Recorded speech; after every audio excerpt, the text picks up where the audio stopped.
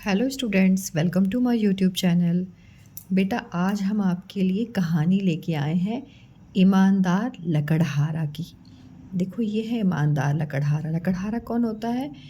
जो लकड़ी काटने का काम करते हैं उनको बोलते हैं बेटा लकड़हारा। ईमानदार लकड़हारा को इंग्लिश में बोलते हैं, ईमानदार मीन्स होता है ऑनेस्ट और लकड़हारा मीन्स वुड कटर। ओके, तो ये कहानी मैं क्यों आपके सामने लेके आई हूँ? इसलिए ना बच्चों कि आपको भी ईमानदार होना चाहिए, जैसे ये लकड़हारा ईमानदार है। ठीक है, तो स्टोरी तो मैं आपको भी सुनाऊंगी। उससे पहले मैं आपको ये बताना चाहती हूँ कि आप में ईमानदारी क्यों होनी चाहिए। आप जब ईमानदार होते हैं ना बेटा, तो आप हमेशा सच बोलते हैं और अच्छे काम करते हैं। ठीक है, और जब आप सच बोलते हैं और अच्छे काम करते हैं तो आप पे सभी लोग क्या है, भरोसा करते हैं। हाँ, क्योंकि आपका दिल साफ रहता है और बिना डरे आप हर काम को करते हैं। ठीक है, तो इसलिए कैसा होना चाहिए, हमको हमेशा ईमानदार रहना चाहिए, अपने काम को सही तरीके से करना चाहिए। अगर हम ईमानदारी से काम करते हैं तो हमें कोई भी चीज़ को छुपाना नहीं पड़ता या किसी से झूठ बोलने की ज़रूरत नहीं पड़ती है ना। जैसे देखिए, इस ईमानदार लकड़हारे ने भी ना, इसकी लकड़हारी ने ये लकड़ी जब काट रहा था तो इसकी कुल्हाड़ी नदी में गिर गई। तो फिर क्या हुआ, भगवान निकल के नदी से आया और देखो, इसको ना इसकी ईमानदारी से इसने ऑनेस्ट का साथ दिया, सच बोला, तो इसको ना बहुत अच्छा रिवार्ड देते हैं जो जल देवता होते हैं। तो देखो, स्टोरी क्या है, मैं स्टोरी को रीड करती हूँ, आप ध्यान से सुनिएगा। ठीक है, और ईमानदारी को अपने जीवन में लाइए। इस कहानी को इसीलिए मैं लाई हूँ कि आप इससे कुछ अच्छा सीखिए। ठीक है बच्चों, तो मैं कहानी पढ़ती हूँ, आप ध्यान से सुनिए। किशन एक ईमानदार लकड़हारा था। ये किशन है। वह प्रतिदिन जंगल में लकड़ियाँ काटने जाया करता था। ठीक है, वह एक दिन नदी के किनारे लकड़ियाँ काट रहा था। देखो, नदी के किनारे लकड़ियाँ काट रहा था। अचानक कुल्हाड़ी उसके हाथ से छूटकर नदी में जा गिरी। देखो, गिर गई ना यहाँ पे।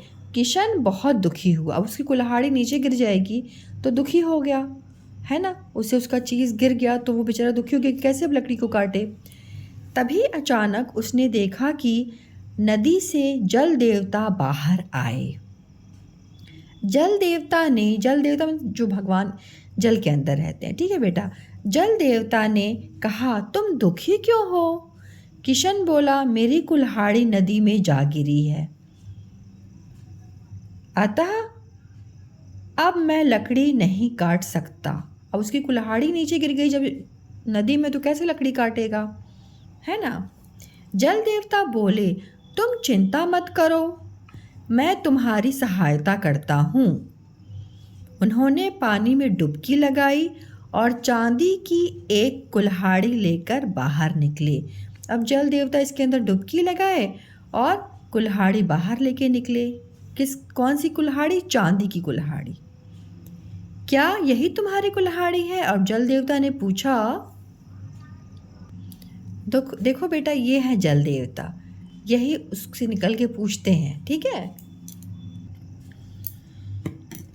क्या यही तुम्हारी कुल्हाड़ी है? उन्होंने किशन से कहा।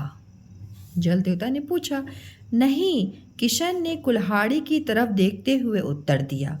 उसने क्या बोला? नहीं, यह कुल्हाड़ी मेरी नहीं है। परेशान मत हो, जल देवता बोले, मैं दोबारा कोशिश करता हूँ। इन्होंने बोला कि मैं दूसरी बार ट्राई करता हूँ। उन्होंने दोबारा पानी में डुबकी लगाई। इस बार उनके पास सोने की एक कुल्हाड़ी थी।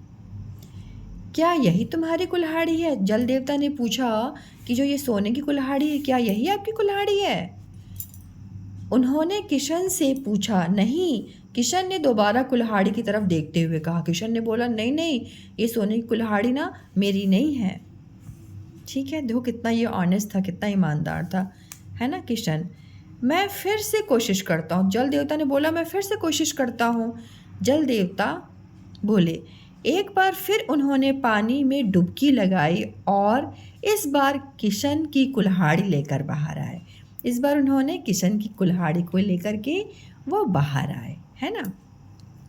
किशन कुल्हाड़ी देखकर खुशी से उछल पड़ा और बोला, हाँ, यही मेरी कुल्हाड़ी है। जल देवता उससे बहुत प्रसन्न हुए और बोले, तुम एक ईमानदार व्यक्ति हो। तुम अपनी कुल्हाड़ी तो ले ही लो, मैं तुम्हें ये चांदी और सोने की कुल्हाड़ियाँ भी इनाम में देता हूँ। यह कहकर जल देवता अदृश्य हो गए। देखो, उसने ईमानदारी की थी ना, उसने झूठ नहीं बोला कि वो सोने की कुल्हाड़ी और चांदी की कुल्हाड़ी उसकी। उसने बोला नहीं नहीं, ये मेरी नहीं है। और जब उसकी लास्ट में आई, थर्ड टाइम में भगवान ने निकाला, जल देवता ने, तो उसने बोल दिया हाँ। तो देखो उसकी सच्चाई से क्या हुआ, उसको तीनों कुल्हाड़ी मिल गई। देखा ना आपने।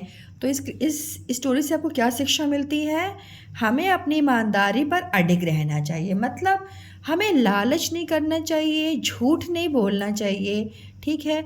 आप ईमानदार रहेंगे रहेंगे तो एक अच्छे इंसान बनेंगे और भगवान भी आपसे खुश रहेंगे, ठीक है बेटा।